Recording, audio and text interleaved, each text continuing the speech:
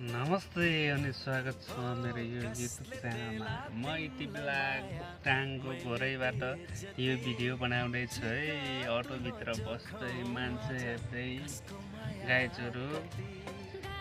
यति बेला दाङमा पनि पानी परेर एकदमै नर्मल छ, मौसम चाहिँ गजब छ, त्यति घाम चाहिँ छैन।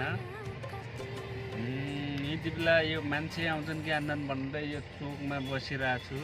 अटोवालाको कामै के नै छ र मान्छे हेर्दै बस्दै गर्ने। मान्छे आयो भने चाहिँ लैजाने है।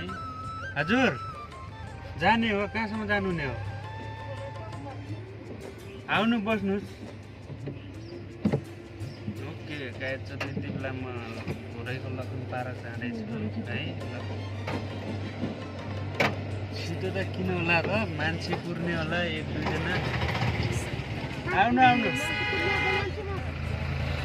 अब जानुहुन्छ भने के भन्नु